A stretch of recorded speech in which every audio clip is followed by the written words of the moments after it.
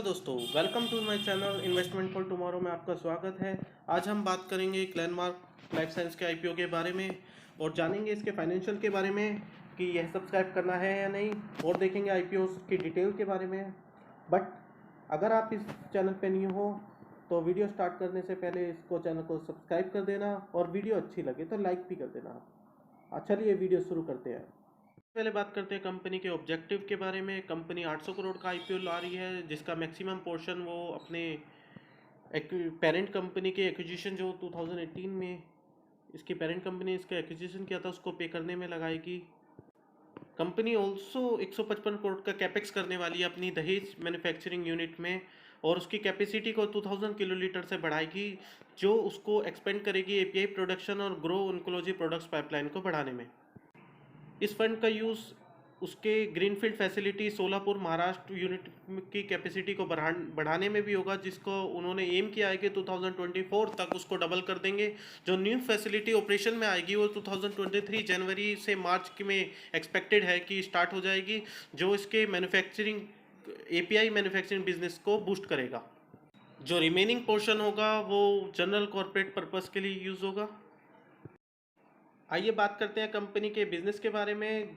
Company का business जो Glenmark pharma इसकी फुल्ली सब्सिडायरी है, उसके 2 सेगमेंट्स में काम करती है, genetic and complex active pharma ingredients, और डेवलपमेंट मैन्युफैक्चरिंग भी ऑपरेशन करती है उस कंपनी के लिए। Glenmark life science operates 4 multipurpose unit में काम करती है इंडिया में, अकलेश्वर एंड दहेज जो गुजरात में है, मोहोल और कुरकुम जो महाराष्ट्र में है, और इसके 3 रिसर्च एंड डेवलपमेंट यूनिट्स भी हैं जो यहाँ पे महाराष्ट्र और अकलेश्वर एंड दहेज में है। तो बेसिकली हम इस पॉइंट से देखेंगे कंपनी का मेनली बिजनेस जो है गुजरात और महाराष्ट्र से आता है। तो ये एक तरीके का कॉन्स भी है इस कंपनी के लिए, क्योंकि इन फ्यूचर अगर कुछ पॉलिटिकल या किसी भी रीजन से इन रीजन्स में कुछ पॉइंट प्रॉब्लम्स आती हैं तो इसका इम्पैक्ट इस कंपनी पे डेफिनेटली पड़ने वाला है। इस रिपोर्ट्स में ये भी लिखा है कि कंपनी अपने एपीआई पोर्टफोलियो जो oncology peptides and complex injectables compounds है उसको भी बढ़ाने पे ध्यान दे रही है, ग्रो करना चाहती है इस कंपनी को। As on 31 March 2021 Glenmark life science has 120 molecules globally with top 10 products account for 66%। मतलब 120 पोर्टफोलियो में से उसका जो मेनली 66% है, जो मोस्ट बड़ा हिस्सा है इसके प्रोडक्ट्स का, वो सिर्फ टॉप 10 प्रोडक्ट से आता है इसके। कंपनी अलग अलग कंट्रीज में भी एक्सपोर्ट करती है, जैसे Europe, north America, Latin America और जापान जैसी कंट्रीज में भी ट्रांसफर। इस कंपनी का 55.8% ऑफ रेवेन्यू इसके टॉप 5 कस्टमर से आता है, इंक्लूडिंग ग्लेनमार्क फार्मा। सो इसकी बेसिकली एक डिपेंडेंसी हो जाती है इन 5 कस्टमर से। इन फ्यूचर अगर इन कस्टमर से इसका कुछ 19-20 होता है तो फिर इस कंपनी के लिए प्रॉब्लम्स आ सकती है। आइए इसके ग्राफ के बारे में बात करते हैं। ग्लेनमार्क लाइफ साइंसेज का आप इस चार्ट में देख सकते हैं कि इसका अदर ऑपरेटिंग रेवेन्यू सिर्फ 1.3% है, जो कि बहुत नेग्लिजिबल कहिएगा इसको, और एमर्जिंग मार्केट से आता है इसका 33.1%। मेनली पोर्शन जो इसका आता है रेगुलेटेड मार्केट से आता है, जिसका रेवेन्यू का पोर्शन है 65.6%। आइए बात करते हैं कंपनी के फाइनेंशियल्स के बारे में। कंपनी ने अपनी जो एनुअल ग्रोथ है 15.84% से करी है लास्ट के 3 साल में। वहीं उसका नेट प्रॉफिट जो राइज हुआ है वो 17.35% से हुआ है, तो ये काफ़ी शानदार है। 15.4% तो कंपनी काफ़ी फाइनेंशियली स्ट्रॉन्ग नज़र आ रही है इस चीज़ से। Company maintain a margin of 30% range during the period. जो मार्जिन रखा है 30%, जो एक बहुत अच्छी बात है किसी भी कंपनी के लिए।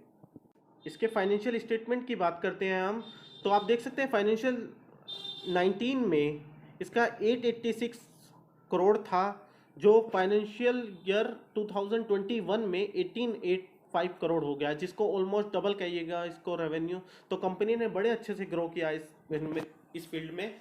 और दूसरी चीज़ का आरओसी भी देख सकते हैं, 18.21 से 32.69 हो गया है, जो ऑलमोस्ट डबल है, जो एक कंपनी की स्ट्रेंथ बताता है कि कंपनी कितनी अच्छी परफॉर्म कर सकती है इन फ्यूचर। अदर हाइलाइट्स के बारे में बात करते हैं कंपनी के। कंपनी ने जो लास्ट फाइनेंशियल ईयर में 1048 करोड़ रेवेन्यू जनरेट किया था डोमेस्टिक कस्टमर से, और जो कहलाता है 55.60, और अदर आउटसाइड जो इंडिया से हुआ था वो उसका हुआ था 44.4, which is quite high. Company एक टोटल एक्सपेंडिचर करती है अपना रिसर्च एंड डेवलपमेंट में, जो अपने रेवेन्यू का 2.515% होता है, जो 40.5 करोड़ आता है, जो कंपनी अपने रिसर्च एंड डेवलपमेंट पे भी काफ़ी ध्यान दे रही है। जो अभी हमने ऊपर बात करी थी, कंपनी के जो 5 कस्टमर हैं वो मोस्टली हिस्सा रेवेन्यू का जनरेट करते हैं। तो देखिएगा फाइनेंशियल ईयर 21 में भी 55.9% टोटल रेवेन्यू का उसके इन्हीं 5 कस्टमरों से आया है। आइए बात करते हैं कंपनी के पेयर्स के बारे में। तो देख सकते हैं कंपनी के पेयर्स हैं Divi's lab, Laurus lab, Shilpa Medicare, Aarti drugs और सोलर एक्टिव। जो कह सकते हैं कि कंपनी को काफ़ी अच्छा कंपटीशन मिलने वाला है, क्योंकि ये ऑलरेडी एनएससी और बीएससी पे लिस्टेड कंपनियां हैं और काफ़ी टाइम से अच्छा परफॉर्म भी कर रही हैं। तो आप देख सकते हैं ग्लेनमार्क लाइफ साइंस का आईपीओ 720 के रुपीज़ पे आया है, जो अगर हम ईपीएस से इसकी मल्टीप्लाई करते हैं तो इसका करंट पी निकल के आता है 22.5, जो इसके पी से लगभग काफ़ी कम है। अगर इसके बड़े बड़े कॉम्पिटिटर की बात की जाए, जैसे डिवाइस लैब्स का 63, लॉरस लैब्स का 36, तो कह सकते हैं कि कंपनी ने काफ़ी अच्छी अपॉर्चुनिटी दी है एक रिटेलर्स को, कि रिटेलर्स अच्छे प्राइस पे इस शेयर को परचेज कर सकें। आइए बात करते हैं कंपनी के रिस्क के बारे में। तो कंपनी जो मेनली फैसिलिटी प्रोडक्ट कंप्लाई करती है, रेगुलेशन फॉलो करने होते हैं यूएस के और अदर ड्रग रेगुलेटर्स के, जो काफ़ी हद तक इन फ्यूचर में इसके लिए वार्निंग के सिम्टम्स है, क्योंकि अगर कोई भी यूएस या अदर ड्रग रेगुलेटर में कोई इशू नोटिफिकेशन जारी करता है तो उसका इम्पैक्ट इस शेयर पे डेफिनेटली पड़ने वाला है।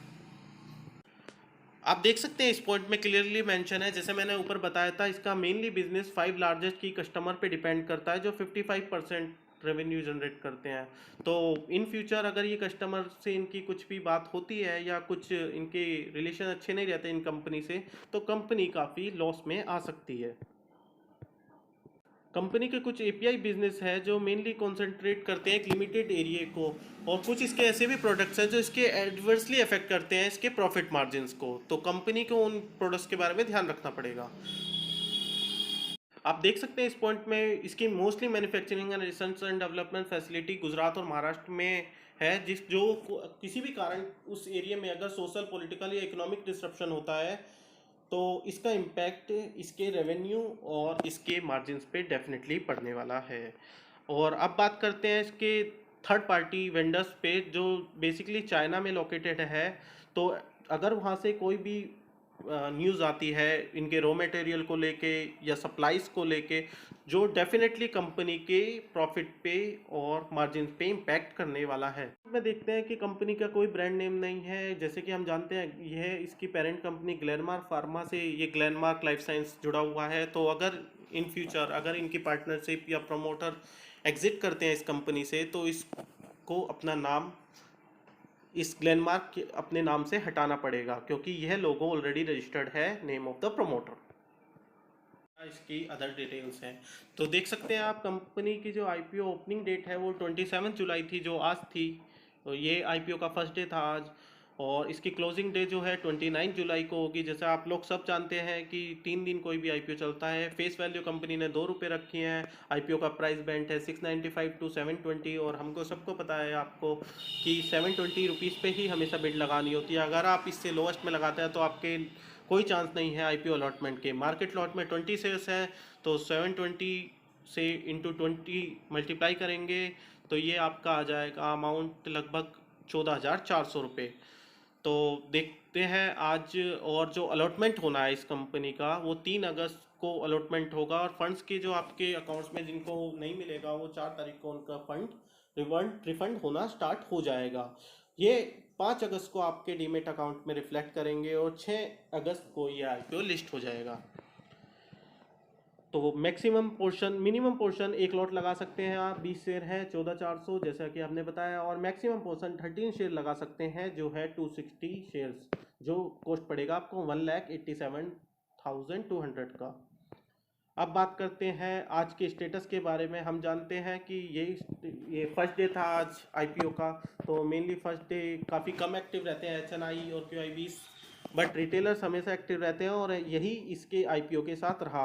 आप देख सकते हैं ये 27 जुलाई 5 बजे का स्टेटस है, जिसमें पब्लिक इशू जो सब्सक्राइब हुआ है 5.17 टाइम्स हुआ है रिटेल का, जो काफ़ी सरप्राइजिंग है। हालांकि क्यूआईबी ने कोई एंट्री नहीं की है इसमें, और 0.86 एनआईआई ने एंट्री किया है। तो कुल मिला के आज ही ये 2.78 ओवर सब्सक्राइब हो चुका है। तो आइए बात करते हैं कंपनी के ग्रे मार्केट प्राइस के बारे में। आज का जो ग्रे मार्केट प्राइस है कंपनी का 101 रुपीज़ चल रहा है, जो काफ़ी कम हो गया है रिसेंट लेन में, क्योंकि जब स्टार्टिंग आई थी इस आईपीओ की तो ये 140-150 के अराउंड चल रहा था।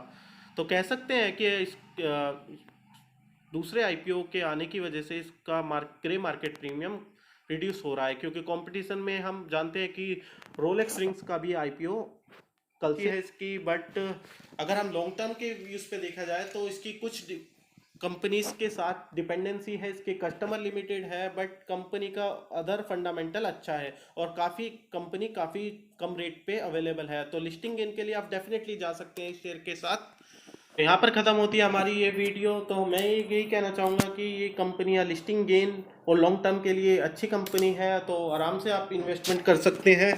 तो लिस्टिंग गेन के लिए तो डेफिनेटली कुछ अभी listing gain grey market premium में थोड़ा कम दिखा रहा है, बट इन फ्यूचर जब ये लिस्ट होगा तो अच्छा खासा लिस्टिंग गेन आपको प्रोवाइड कर देगा।